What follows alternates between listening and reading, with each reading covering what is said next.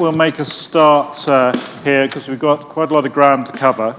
I'm delighted to have with me a wonderful range of people on the panel. On my left, my co-conspirator on the Keble Debates, Barney Norris, whose play Nightfall is currently on at the Bridge Theatre, and if you haven't seen it, you must. I know quite a number of the audience have been there. A wonderful play, and Barney's written 2 wonderful books. Don't Be Mean, buy the new one in hardback. Support Barney. But delighted to have Barney, as I say, a very important young 32 playwright. Actor. 31. That 31. Sorry. Oh. That reminds me. Before we start, I'm told that if there would be a fire, we will exit over there. If you're on the ground floor, you can exit there. The exits are up there, and some of the windows are open. And if we could advise people to turn their phones to silent, if not completely off, that would be very good. So Barney, then we have Sophie Ratcliffe, a former fellow at Keble. She's written this wonderful book on sympathy. She has an upcoming book coming up shortly. She's an associate professor in the English department, a fellow and tutor at LMH. She's spent a lot of time studying Geoffrey Hill, so we're really thrilled to have Sophie with us. We have Robin Soans, a well-known actor and writer who's, I think this is his first time in Keble. We've immersed him in the chapel so far, though we couldn't find the light of the world, unfortunately, on this occasion. Robin, we have Robin's wonderful voice to lead us through. And then those of you who've been at Keble a few years will remember Ell Potter, who's very active on the drama front. He is now at LAMDA and has a show going to Edinburgh. So if you find yourself in Edinburgh during the festival, you must go and see Ell's show. We're going to immerse you in the world of Geoffrey Hill. We're going to start by reading a selection of material from various of his obituaries. As you know, he died on the June 30th, 2016, aged 84. I'll start by, we're just reading excerpts. I'll start with some excerpts from all places of The Economist. It was, he said, like falling in love. When Geoffrey Hill was 10 years old, he was given the Victorian Anthology of English Poetry, an award to mark his punctilious attendance at the Sunday school of his local church. It was filled with the kind of high-flown sentimental stuff he would later scorn. But for the child of a village policeman who'd left school at 13, the poetry of past lives suddenly seemed a revelation and led to his eventual vocation. As with all vocations, or indeed love affairs, it was often difficult. Few seemed to understand him in the beginning. At Oxford University, his first year was miserable and he had few friends. He was often racked with savage melancholia, what he later realized was obsessive-compulsive disorder. The history of the place, with its portraits of evil-looking old men, initially oppressed him. While other undergraduates cavorted through their time, there he stood aloof, worrying at his poems. They did not come easily. He would work on a line for weeks, like a sculptor chipping away bit by bit at marble.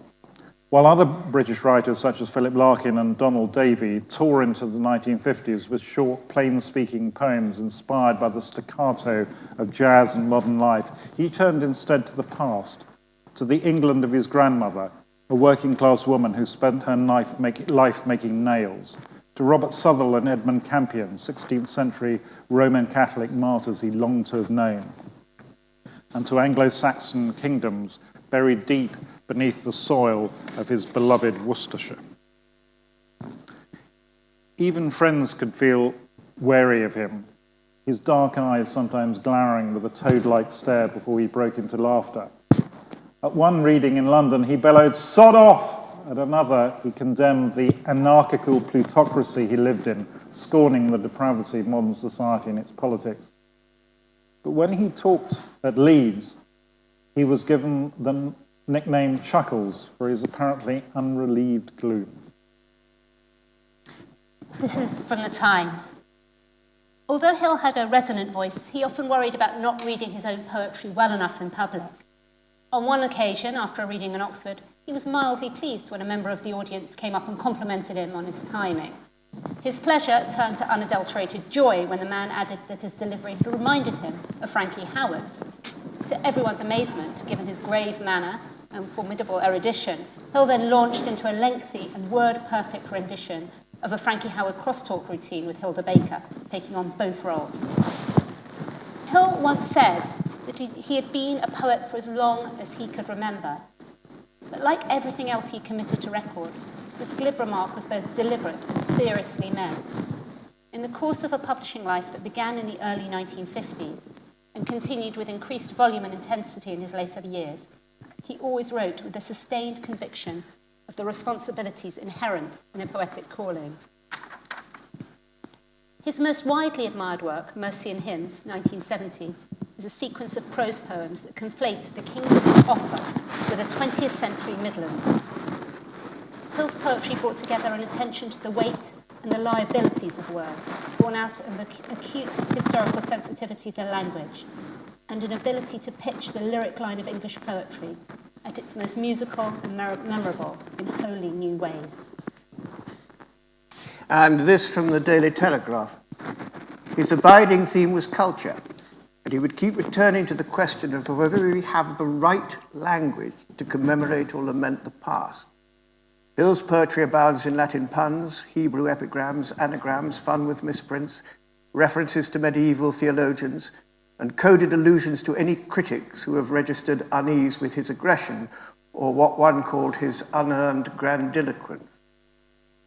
As if to enrage them further, he produced more and more oblique poems, which, for all their Vatic intensity, he reasonably considered to be modern versions of Pope's Dunciad.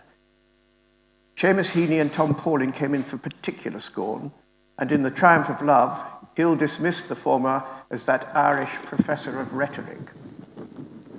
That insult was all the more double-edged because of Hill's repeated unwillingness to trust the rhetoric of politicians, advertisers, and even poets themselves. For all that, his own work is littered with literary devices. He had a fondness for a panalepsis and delighted in constructing palindromic phrases. Providence cited as creditor, who would credit Providence without payment? Sometimes, if a line or figure seemed too neat, he would flag it up to the reader. After 2 lines of crafted pentameters in speech, he backs away to comment, how formally this begins. Still, even his wit, which he would comment on, who are you to say I sound funny, was something that could make the poet difficult to read, which was something else he would comment on. Don't give them any more to work on.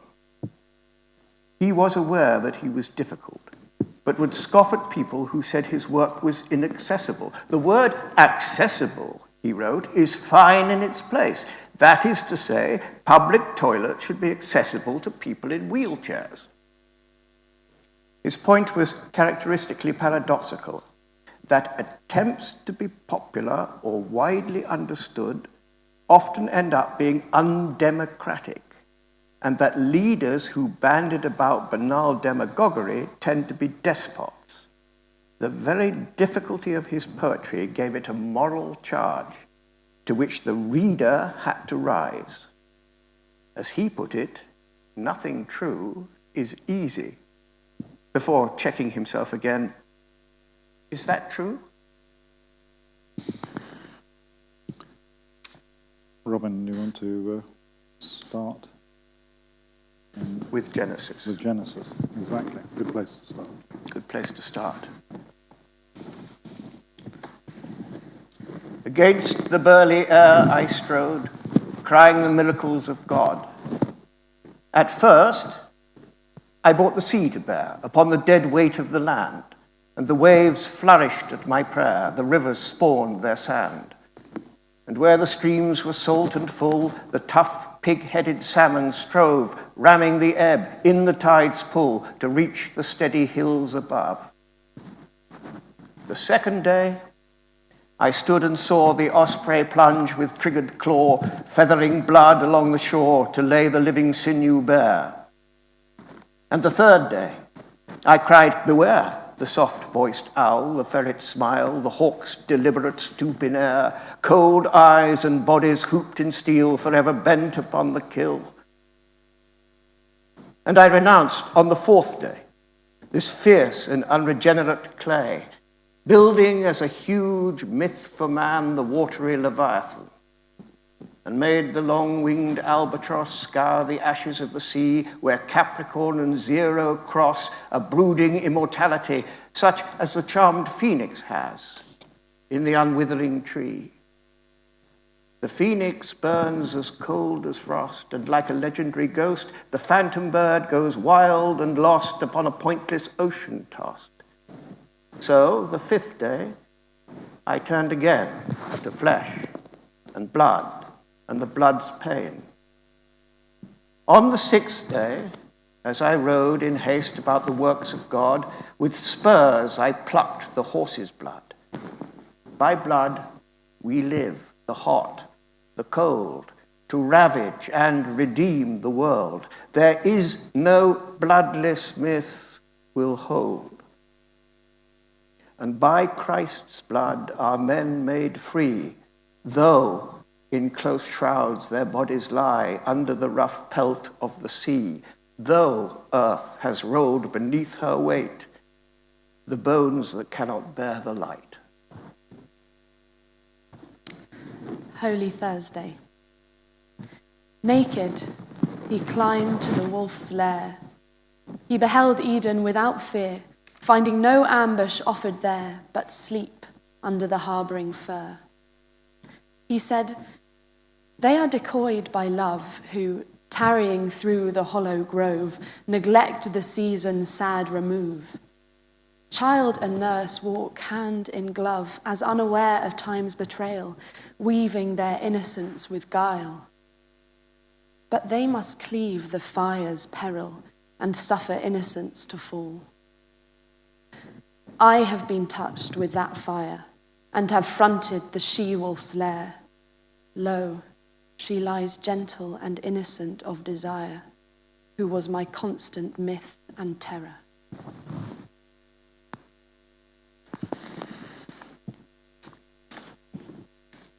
Merlin. I will consider the outnumbering dead, for they are the husks of what was rich seed. Now, should they come together to be fed, they would outstrip the locusts' covering tide. Arthur, Elaine, Mordred, they are all gone among the raftered galleries of bone. By the long barrows of Logres they are made one, and over their city stands the pinnacled core. Requiem for the Plantagenet kings, for whom the possessed sea littered on both shores, ruinous arms being fired, and for good, to sound the constitution of just wars, men in their eloquent fashion understood.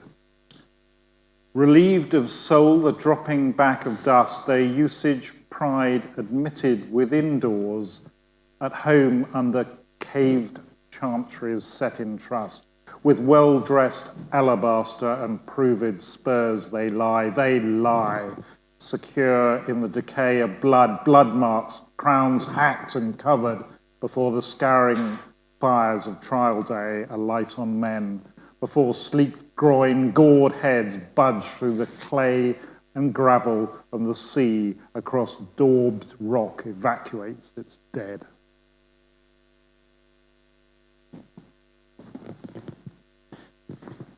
Two formal elegies for the Jews in Europe.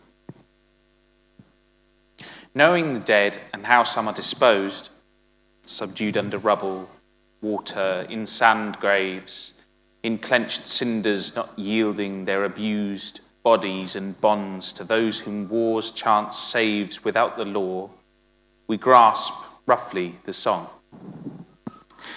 Arrogant acceptance from which song derives is bedded with their blood, makes flourish young roots in ashes. The wilderness revives, deceives with sweetness, harshness. Still beneath live skin stone breathes, about which fires but play, fierce heart that is the iced brains to command to judgment, studied reflex, contained breath. Their best of worlds since, on the ordained day, this world went spinning from Jehovah's hand. For all that must be gone through their long death, documented and safe, we have enough witnesses, our world being witness-proof. The sea flickers, roars in its wide hearth. Here, yearly, the pushing Midlanders stand to warm themselves. Men brawny with life, women who expect life. They relieve their thickening bodies, settle on scraped sand. Is it good to remind them on a brief screen of what they have witnessed and not seen? Deaths of the city that persistently dies? To put up stones ensures some sacrifice. Sufficient men confer, carry their weight. At whose door does the sacrifice stand or start? Picture of a nativity. Sea preserved, heaped with sea spoils, ribs, keels, coral sores, detached faces, ephemeral oils, discharged on the world's outer shores. A dumb child king arrives at his right place, rests, undisturbed, among slack serpents, beasts with claws flesh-buttered. In the gathering of bestial and common hardship, artistic men appear to worship and fall down, to recognize familiar tokens, believe their own eyes. Above the marvel, each rigid head, angels, their unnatural wings displayed, freeze into an attitude recalling the dead.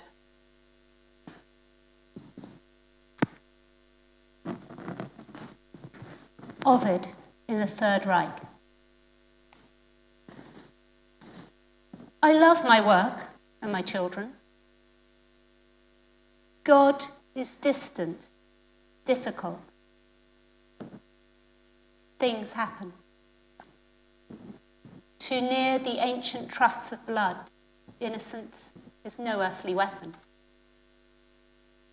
I have learnt one thing, not to look down so much upon the damned. They, in their sphere, harmonise strangely with the divine love. I, in mine, celebrate the love choir.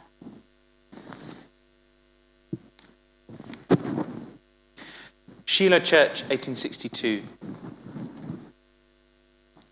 I was stamping ground at the shod word so hard on the heels of the damned red man we came, Geneva's tribe, outlandish and abhorred, bland vistas milky with Jehovah's calm, who fell to feasting nature, the glare of buzzards circling, cried to the grim sun, Jehovah punish us, who went too far, in deserts dropped the odd white turds of bone, whose passion was to find out God in this, his natural filth, voyeur of sacrifice, a slow, bloody unearthing of the God in us.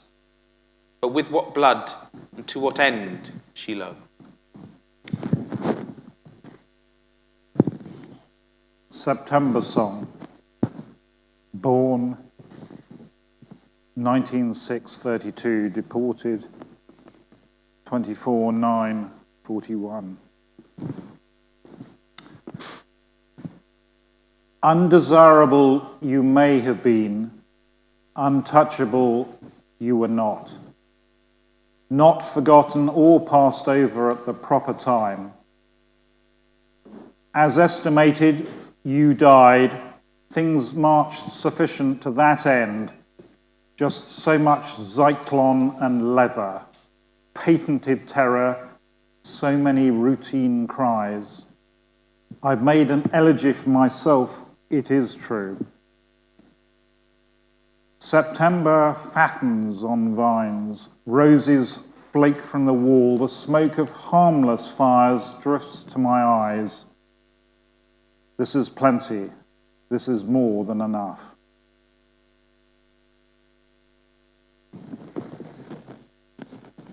Funeral music. William de la Pole, Duke of Suffolk, beheaded 1450. John Tiptoft, Earl of Worcester, beheaded 1470. Anthony Woodville, Earl Rivers, beheaded 1483. Processionals in the Exemplary Cave, Benediction of Shadows, Pomfret, London. The voice fragrant with mannered humility, with an equable contempt for this world, in honorem Trinitatis, crash. The head struck down into a meaty conduit of blood. So these dispose themselves to receive each Pentecostal blow from axe or seraph, spattering block straw with mortal residue. Psalteries whine through the Empyrean. Fire flares in the pit, ghosting upon stone creatures of such rampant state, vacuous ceremony of possession, restless habitation, no man's dwelling place. For whom do we scrape our tribute of pain? For none but the ritual king. We meditate a rueful mystery. We are dying to satisfy fat Caritas, those wiped jaws of stone. Suppose all reconciled by silent music. Imagine the future flashed back at us, like steel against sun, ultimate recompense. Recall the cold of Towton on Palm Sunday before dawn, Wakefield, Tewkesbury, fastidious trumpets shrilling into the ruck, some trampled acres, parched, sodden, or blanched by sleet, stuck with strange postured dead. Recall the winds flurrying, darkness over the human mire. They bespoke doomsday, and they meant it, by God, their curved metal rimming the low ridge. But few appearances are like this. Once every 500 years, a comet's overriding stillness might reveal men in such array, livid and featureless, with England crouched beastwise beneath it all. Oh, that old northern business! A field, after battle, utters its own sound, which is like nothing on earth, but is earth. Blindly the questing snail, vulnerable mole emerge.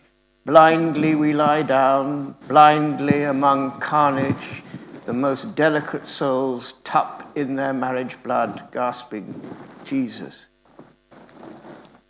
Let mind be more precious than soul. It will not endure. Soul grasps its price, begs its own peace, settles with tears and sweat, is possibly indestructible. That I can believe. Though I would scorn the mere instinct of faith, expediency of assent if I dared, what I dare not is a waste history or void rule. Averroes, old heathen, if only you had been right, if intellect itself were absolute law, sufficient grace, our lives could be a myth of captivity which we might enter.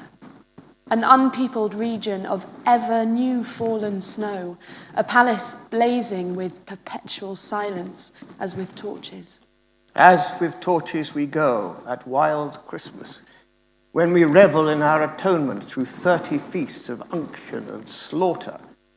What is that but the soul's winter sleep?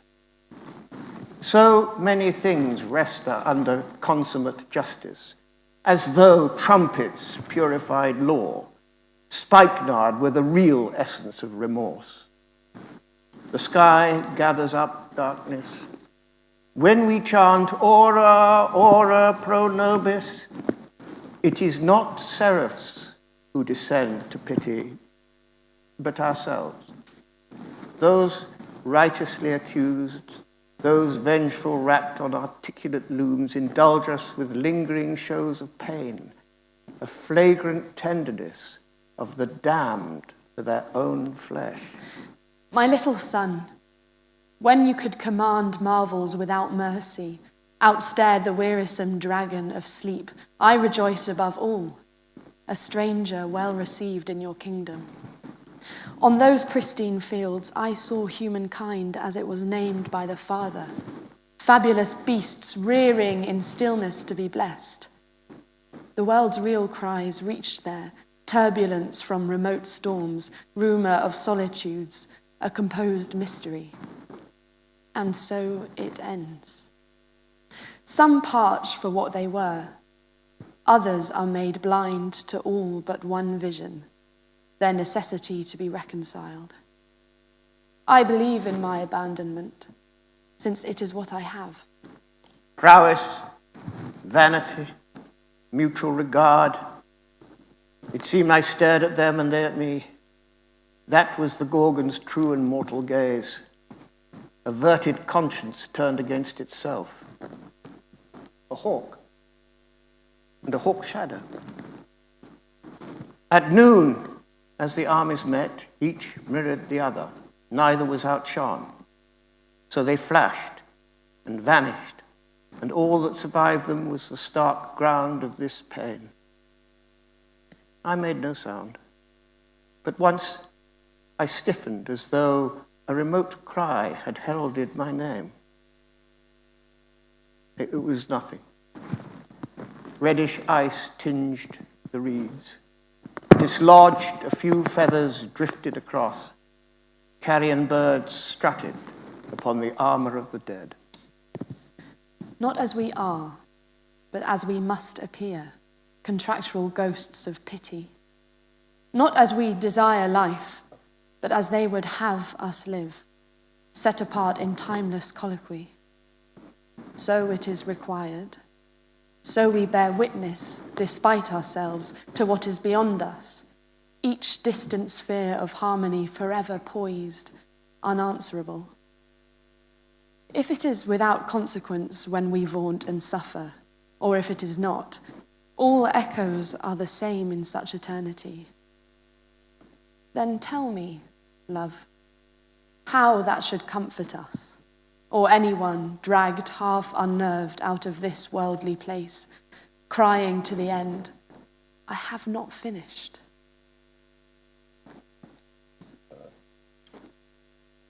The imaginative life. Evasive souls, of whom the wise lose track, die in each night, who, with their day tongues, sift the waking taste of manna or of blood.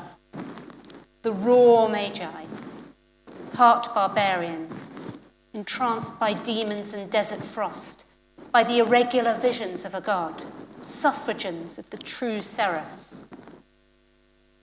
Lust writhes, is dumb savage, and in their way as a virulence natural to the earth. Renewed glories batten on the poor bones. Gargantuan mercies wetted by a scent of mortal sweat, as though the sleeping flesh, adored by furies, stirred, yawned, were driven into mid-terror to purging and delight, as though the dead had finis on their brows. The Assisi Fragments for G. Wilson Knight. Lion and lioness, the mild inflammable beasts, at their precise peril kept distance and repose, and there the serpent innocently shone its head. So the hawk had its pursuit, so death opened its childish eyes, so the angels overcame Adam. He was defiled by balm, creator and creature made of unnatural earth. He howled to the raven, find me, to the wolf, eat my brother, and to the fire, I am clean. History is poetry. Poetry as salutation, taste of Pentecost's ashen feast, blue wounds, the tongue's atrocities. Poetry unearths from among the speechless dead Lazarus mystified, common man of death. The lily rears its gouged face from the provided loam. Fortunate auguries, whirrings, tarred golden dung, a resurgence, as they say. The old laurels wagging with the new. Selah. Thus laudable the trodden bone, thus unanswerable the knack of tongues. I rather imagine Geoffrey wrote the next poem looking back from beyond at us, imagining how he might be remembered. Old poet with distant admirers. What I lost was not a part of this. The dark blistered foxgloves, wet berries glinting from shadow, small ferns and stones seem fragments in the observing mind of its ritual power. Old age singles them out as though by first light, as though a still life, preserving some portion of the soul's feast, went with me everywhere, be hung in strange rooms. Loneliness being what it is, if I knew the exact coin for tribute, defeat might be bought. Processional silence gestures its tokens of earth at my mouth, as in the great death songs of Propertius, although he died young. Mercian hymns. King of the perennial holly groves, the riven sandstone, overlord of the M5, architect of the historic rampart and ditch, the citadel at Tamworth, the summer hermitage in Holy Cross, guardian of the Welsh Bridge and the Iron Bridge, contractor to the new desirable estates, saltmaster, money changer, commissioner for oaths, martyrologist, the friend of Charlemagne. I like that, said Offa. Sing it again. A pet name, a common name, best-selling brand, curt graffito. A laugh, a cough, a syndicate, a specious gift, scoffed at horned phonograph. The starting cry of a race, a name to conjure with. On the morning of the crowning, we chorused our omission from school. It was like Easter. Hankies and gift mugs approved by his foreign gaze. The village lintels curled with paper flags. We gaped at the car park of the Stag's Head, where a bonfire of beer crates and holly boughs whistled above the tar. And the chef stood there, a king in his new risen hat, sealing his brisk largesse with any mustard. I was invested in Mother Earth, the crypt of roots and endings, child's play. I abode there, bided my time, where the mole shouldered the clogged wheel, his gold solidus, where dry dust badgers thronged the Roman flues, the long unlooked-for mansions of our tribe. So much for the Elves' Ware Guild, the true governance of England, the gaunt warrior gospel armoured in engraved stone. I wormed my way heavenward for ages amid barbaric ivy, scrollwork of fern. Exile or pilgrim set me once more upon that ground, my rich and desolate childhood. Dreamy, smug-faced, sick on outings, I who was taken to be a king of some kind, a prodigy, a maimed one. The princes of Mercia were badger and raven. Thrall to their freedom I dug and hoarded. Orchards fruited above clefts. I drank from honeycombs of chill sandstone. A boy at odds in this house, lonely among brothers. But I, who had none, fostered a strangeness, gave myself to unattainable toys. Candles of gnarled resin, apple branches, the tacky mistletoe. Look, they said, and again, look. But I ran slowly. The landscape flowed away back to its source. In the schoolyard, in the cloakrooms, the children boasted their scars of dried snot, wrists and knees garnished with impetigo. Gas holders russet among fields, mill dams, marples that lay unstirring, eel swarms, coagulations of frogs. Once, with branches and half bricks, he battered a ditchful, then sidled away from the stillness and silence. Colered was his friend and remained so, even after the day of the lost fighter, a biplane already obsolete and irreplaceable, 2 inches of heavy snub silver. Colered let it spin through a hole in the classroom floorboards, softly into the rat droppings and coin. After school, he lured Colered, who was sniggering with fright, down to the old quarries and flayed him. Then, leaving Colered, he journeyed for hours, calm and alone, in his private derelict sand lorry named Albion. The mad are predators. Too often lately they harbour against us. A novel heresy exculpates all main souls. Abjure it! I am the king of Mercia, and I know. Threatened by phone calls at midnight, venomous letters. Forewarned, I have thwarted their imminent devices. Today, I name them. Tomorrow, I shall express the new law. I dedicate my awakening to this matter. The strange church smelled a bit high of censers and polish. The strange curate was just as appropriate. He took off into the marriage service. No one cared to challenge that gambit. Then he dismissed you, and the rest of us followed, sheepish next of kin to the place without the walls, spoil heaps of chrysanths dead in their plastic knacks, Eldorado of washstand marble. Embarrassed, we dismissed ourselves, the 3 mute great aunts, borne away down St. Chad's Garth in a stiff-backed Edwardian rolls. I unburden the saga of your burial, my dear. You had lived long enough to see things nicely settled. He adored the desk, its brown oak inlaid with ebony, sorted prize pens, the seals of gold and base metal into which he had sunk his name. It was there that he drew upon grievances from the people, attended to signatures and retributions, forgave the death howls of his rival. And there he exchanged gifts with the muse of history.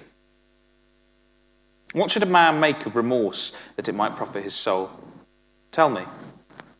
Tell everything to mother, darling, and God bless. He swayed in sunlight, in mild dreams. He tested the little pears. He smeared catmint on his palm for his cat Smut to lick. He wept, attempting to master Ancilla and Servus.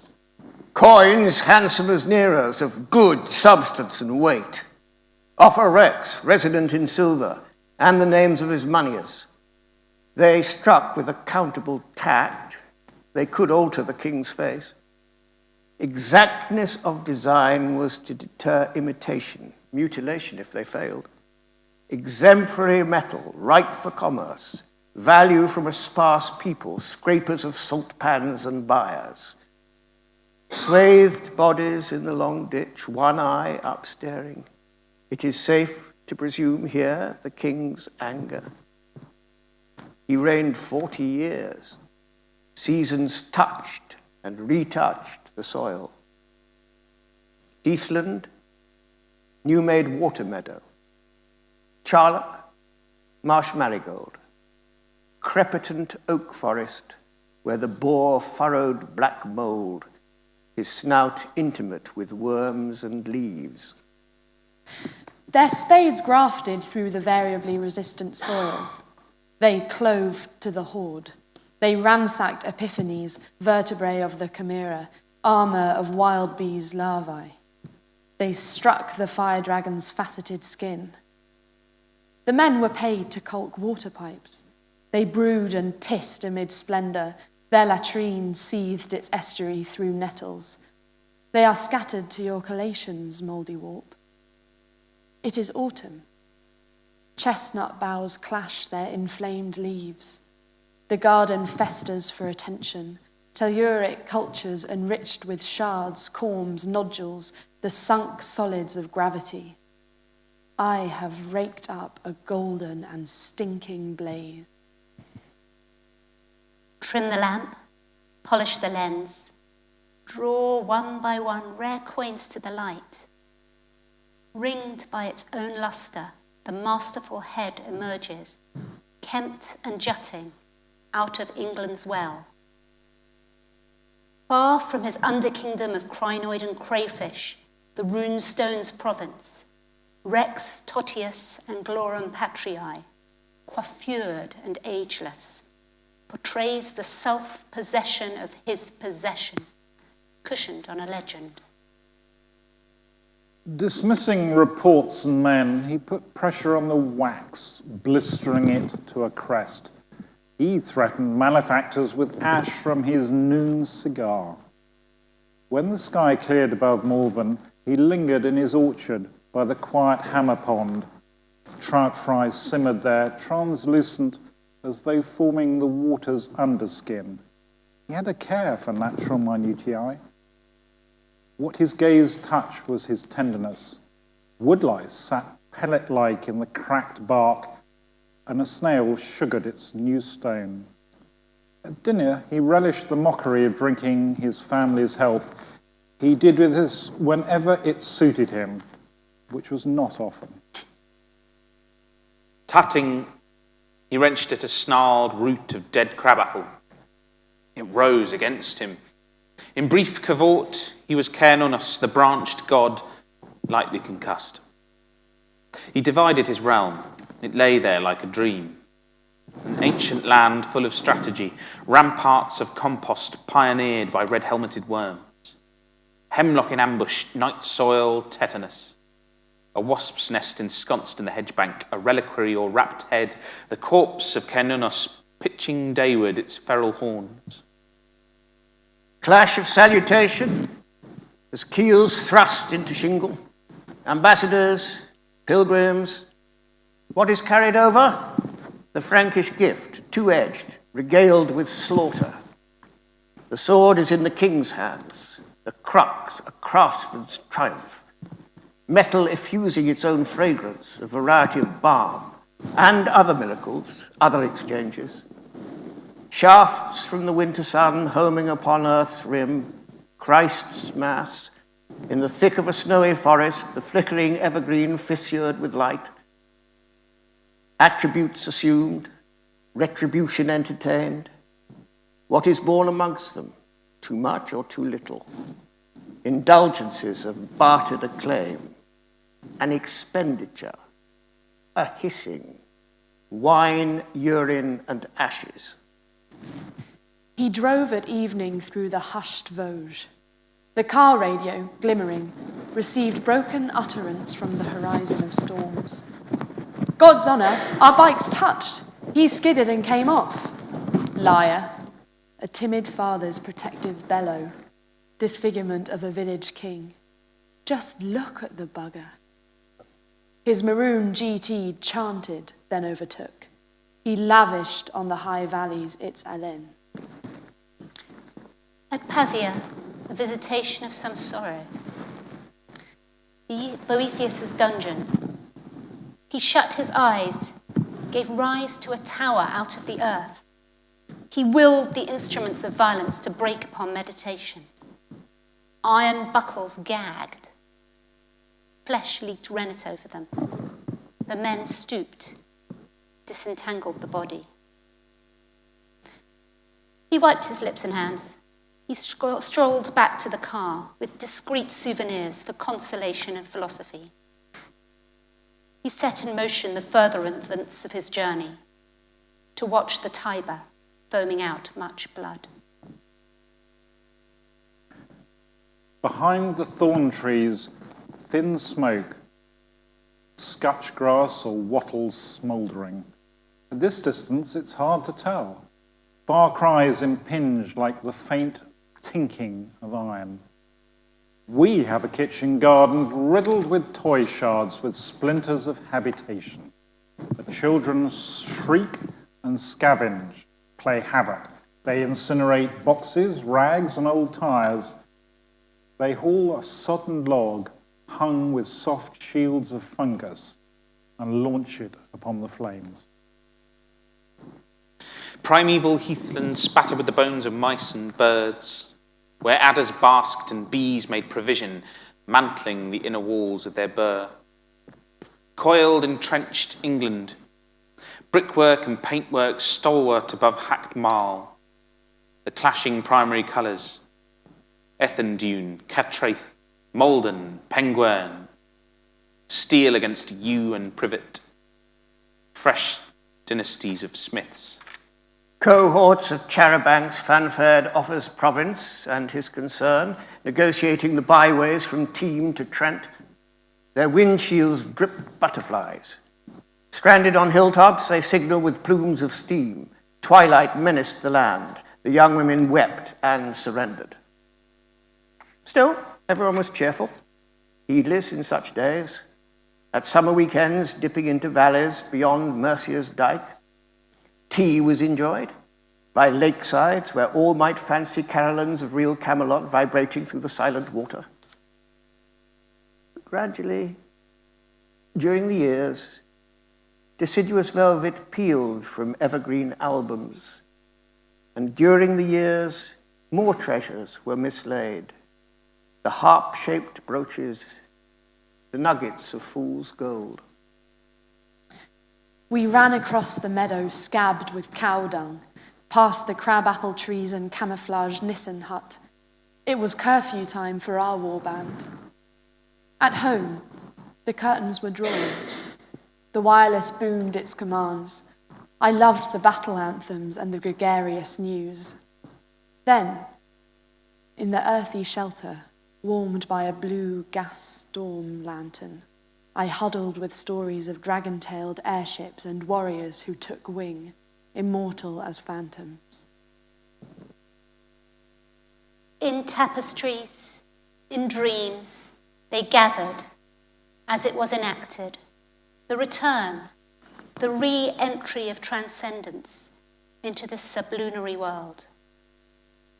Opus Anglicanum, their stringent mystery riddled by needles, the silver veining, the gold leaf, veluted grapevine, masterworks of treacherous thread. They trudged out of the dark, scraping their boots free from lime splodges and phlegm. They munched cold bacon. The lamps grew plump with oily, reliable light.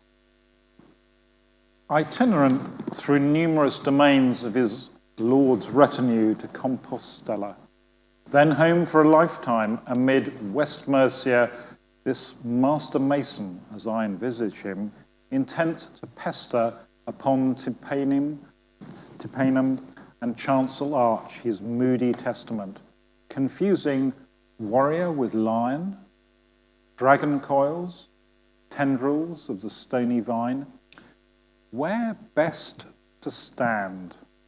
Easter sunrays catch the oblique face of Adam scrumping through leaves, pale spree of evangelists, and there across Christ mumming child, Adam out of hell. Et expecto resurrectum mortuorum, dust in the eyes on clawing wings and lips. Brooding on the 80th letter of Fors Clavigera, I speak this in memory of my grandmother, whose childhood and prime womanhood were spent in the nailer's darg. The nail shop stood back of the cottage by the fold.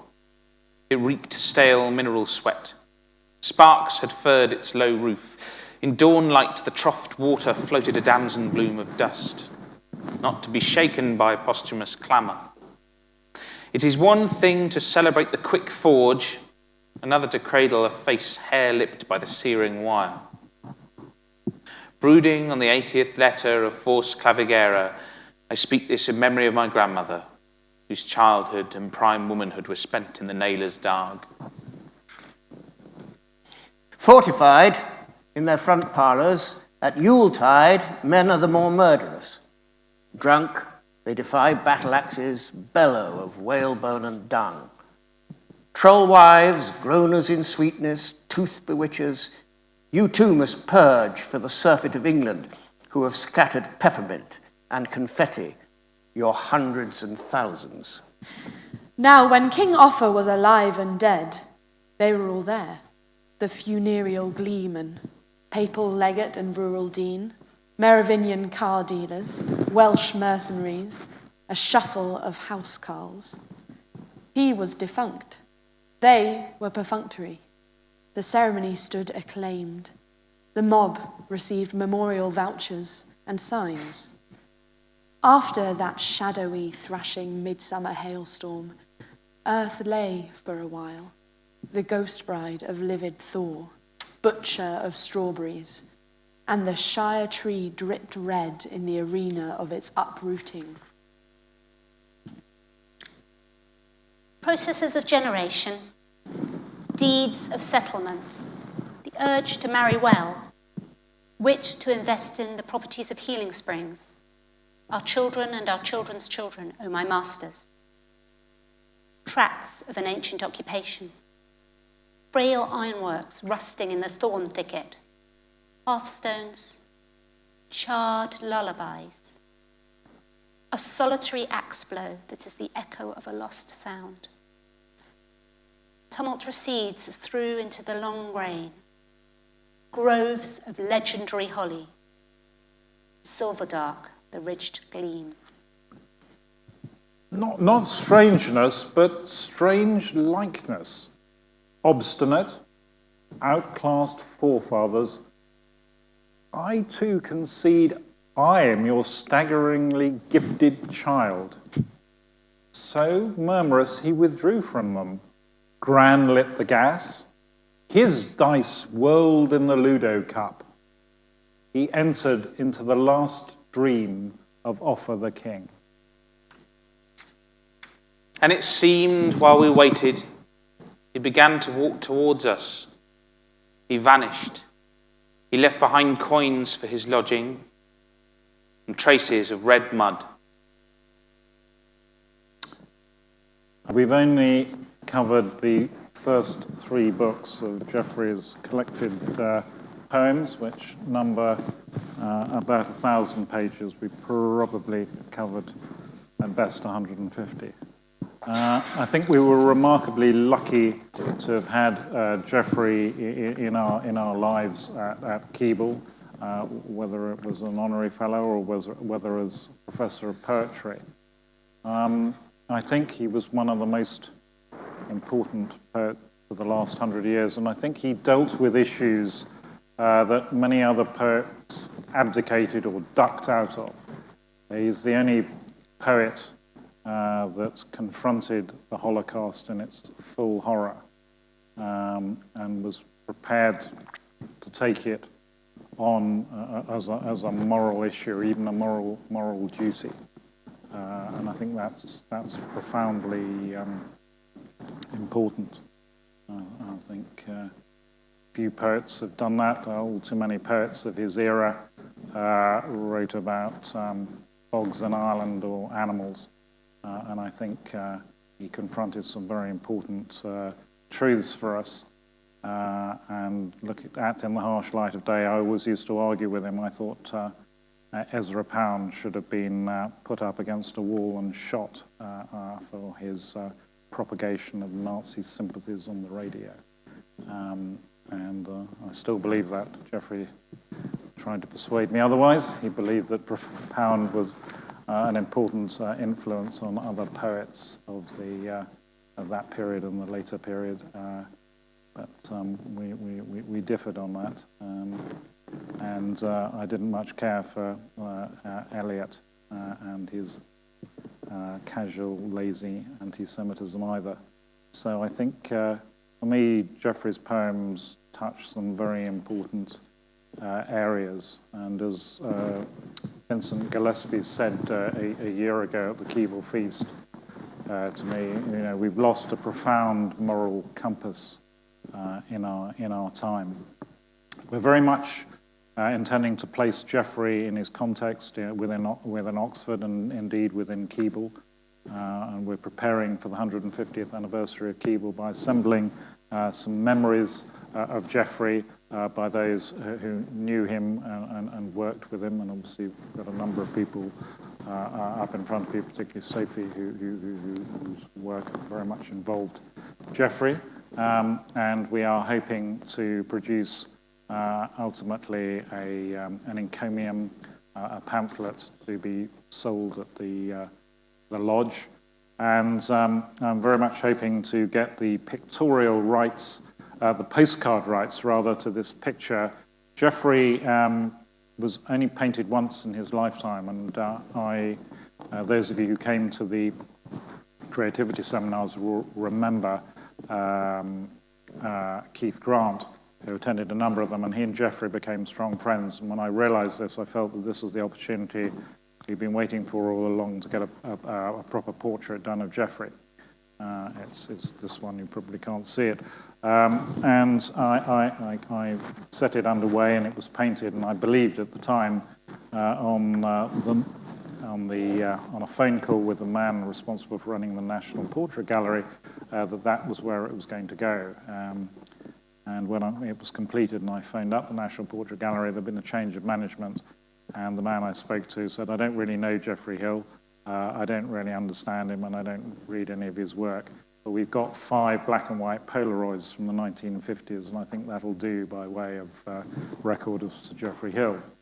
So I put the phone down fairly sharply, having offered some Anglo-Saxon back to him, and this picture now hangs in my house in Oxford, and it's a precious memory, and the intention is that I will try and get the postcard rights of it so that we can sell postcards of this very fine painting, again, in the Keble Lodge. And I think Geoffrey even pointed out the room that he lived in his first year as an undergraduate to me as we walked across after the creativity seminars into the SCR.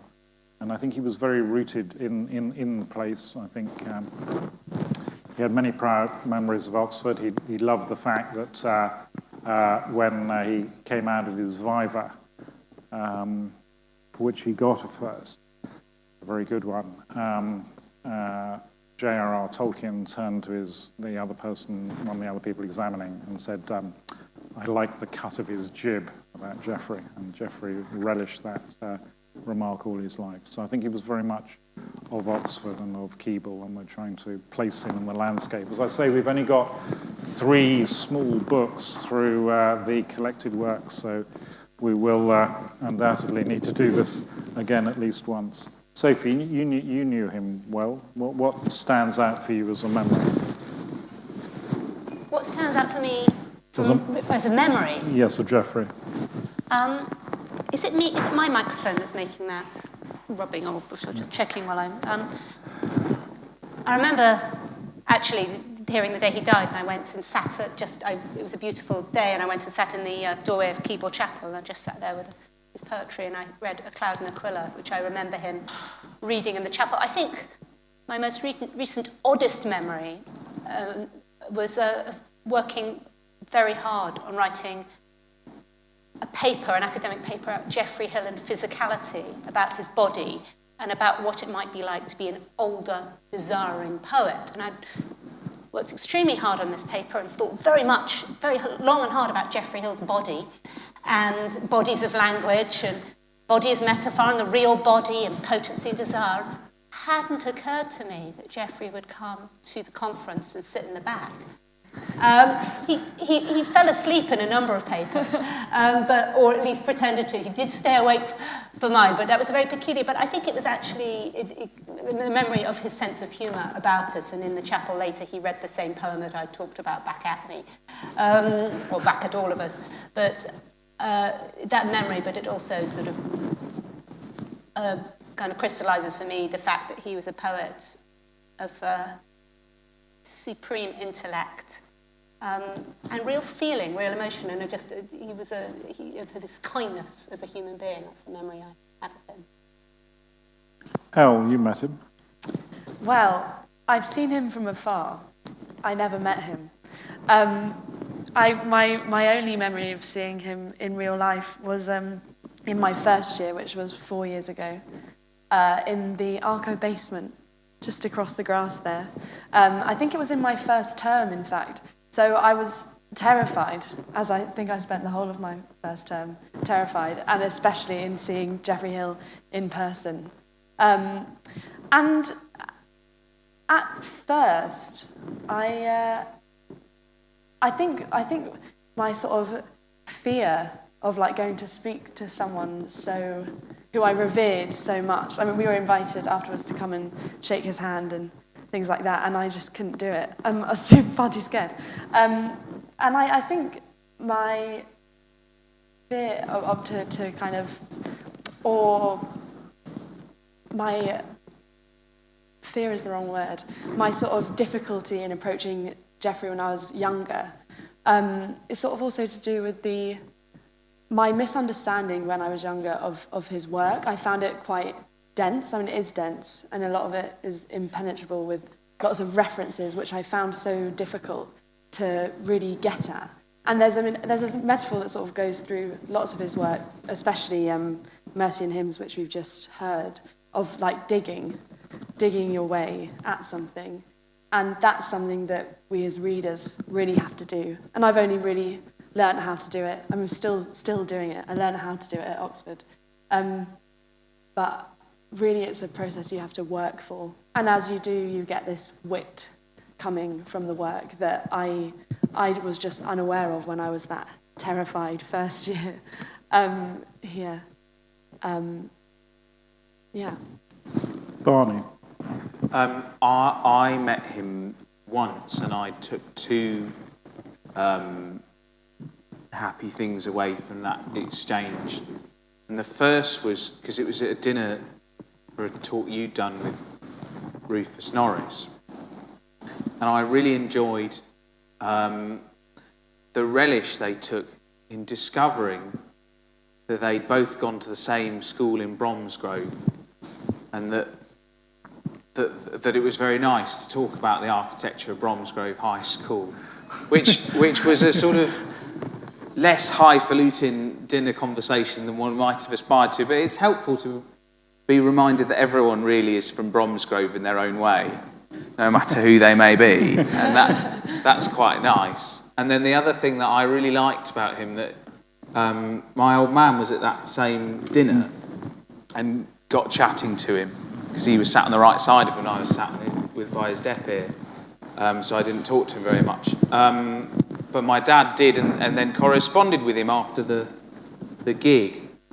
And my dad showed me and said he's the only person I've ever corresponded with who footnotes handwritten letters, which I thought was amazing testament to the detail with which he approached things.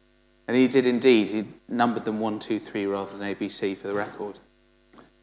And was writing up to him till about the time he died. He was, diligent correspondent. Yeah, no, very much handwritten. We'll sort of close out because Geoffrey must have the last word, and we have the other Robin teed up to read Broken Hierarchies, which is the title of that he selected for his collected poems. I think it's an important poem for him. But is there anybody else that would like to share a memory in the audience, maybe of Geoffrey? Jenny, you could ad-lib as you go round your memory of Geoffrey, because... We shared a lot of Jack Russell's, but that's as much as I get. So, anybody else? Right. Okay. Well, we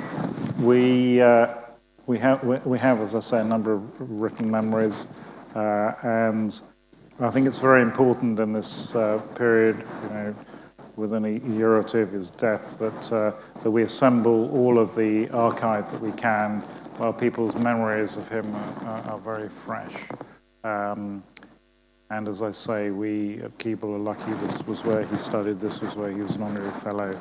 And this is where he hung out quite often, I think, in the warden's lodgings even, or elsewhere in the SCR guest rooms during that time. And I was always staggered how many people turned up to the Professor of Poetry's lectures, because when I was reading English here, it had become a real minority thing, and then he would be one of sort of 10, 12 or 15 people. But Geoffrey's first lecture as Professor of Poetry, the room was full 20 minutes before the lecture started. So they had to move to another room, the very largest room they could find down at the examination schools. And Geoffrey played the part perfectly. He came in walking very slowly, tapping with his stick, looking around and nodding and acknowledging people as he came up. And they were a tremendous performance, but they were absolutely full of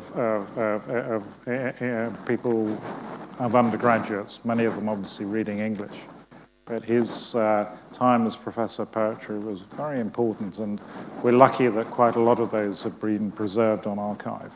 And they really do bear rereading. And I'd turn up with a notebook, and I'd wind up sort of covering 10, 15 pages with copious notes, and then going off to Blackwell's the next day to buy probably 7, 8, 9 books that suddenly seemed of profound importance, whether it was Kierkegaard's notebooks or an extraordinary unknown Cavalier poet that he'd delivered much of his lecture about.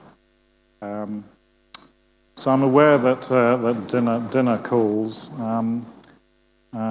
So Barney, any late thoughts? No? Sophie, you're the wisest among us. What are your thoughts? We scratched the surface here this evening, really, with the first 3 books, which I sort of think are the most accessible. Yes, I suppose maybe it's worth saying something about his later work, and his middle to later work, which I don't know. I feel behind the times, and not his final books I haven't got to grips with. But we were talking a bit earlier about the joyful Geoffrey Hill that emerges in his later works, and the simplicity of some of his writing. There's a wonderful, in all his sort of broken sonnet sequences, one of his favourite ones with an incredibly long title, that man as a rational animal desires that knowledge which is his perfection, has this wonderful line, which is, I imagine singing, I imagine getting it right. And I just love that. And someone told me, I don't know that it was Geoffrey Hill told someone who told me, or maybe he told me, that actually Alice Goodman wrote that line, which I thought was just lovely, but just that sense that underneath, if to write lyric poetry after Auschwitz is barbaric, there's also a sense that, as Adorno said, that the lyric gives us a promise of a world where things could be otherwise. And that, as I was listening, there was such a there was anger in the poetry read tonight, but there was also tenderness and music and joy and humour. And I think in the later poetry, one sees that more often. There's a poem called The Jumping Boy, which he wrote about a beautiful Christopher Wood painting. It just describes what it's like to be a jumping boy. I am the jumping boy. I'm the boy that jumps. And it's beautifully, there's real complexity in it as well, but it is that joyful simplicity. And I must just give a heads up for my favourite Geoffrey Hill poem, apart from Funeral Musicate, which is called A Cloud and Aquila. It's about Turing, and Turing's great love for his friend Morecambe, and it's a wonderful poem in favour of just talking about the difficulties of being in love as a young gay man and longing, and it's about Bromsgrove, and it's so powerful and beautiful and musical, and that's the poem he read in the chapel. Why don't you read it to us? Okay. To find it. I don't know whether there's always a tendency, I was thinking about that poem, not to be shaken by posthumous clangor. There's sort of a tendency to start trying to do impressions of Geoffrey Hill when you're reading Geoffrey Hill. Did anyone feel that they were kind of... I can feel the anger flowing through me. Yeah, that's an interesting thought. While you're finding it, I think you better... Robin, why don't you give us broken hierarchies, which in many ways I've got it, there we are. 5, 7, 6. We're going to let Geoffrey have the last 2 words. And the title, A Cloud and Aquila, is taken from a letter that Turing wrote to his friend. They were apart, and so they wrote love letters about astronomy. Then nobody mentioned love, but they just talked about stargazing, and it was obvious that Turing loved Christopher Morcom. I think Christopher Morcom didn't love Turing back in the same way, but then Morcom died. And Turing's attempt to build the Turing machine was in some ways always perhaps a desire to reconstruct a soul. And so that's where it comes from. A Cloud and Aquila. Get him out of here, there. Turing, out of the Turing machine. Some hope, if the rules of immortality can be bent. I should hope so. The world of his prediction is not ours as he conceived it. If there is innocence as it was here, phase, segment, region of Aquila, that validates and haunts first love, verifies disappointment itself, meaningless in the absence of spirit. Whatever the mechanism of the thing, desire, the singing calculus, impossible pseudoscience, Eddington, McTaggart, their measure of the mind, nubulate, precise, roving existence at core. Anyway, the idea of love is what joins us thus far, though not past all question in the same tissue of body. And Morcom is well dead, and Turing with him. The clock house demolished. At the sharp turn, where it was always dark, the road steepens to Houseman's Pisgah.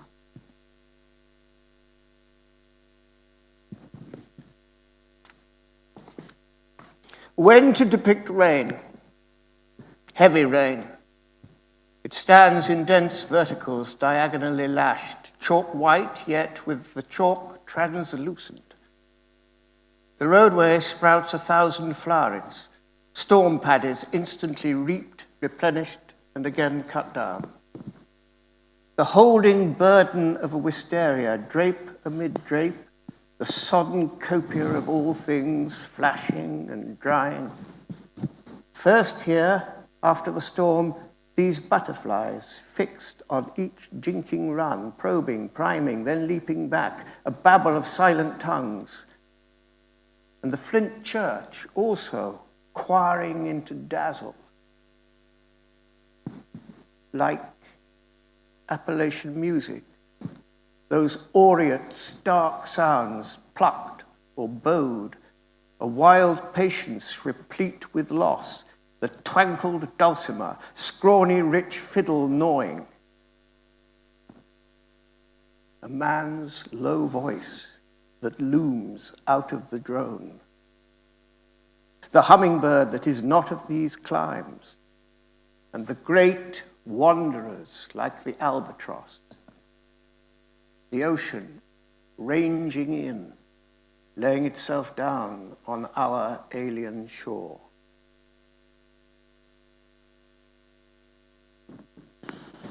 Thank you very much.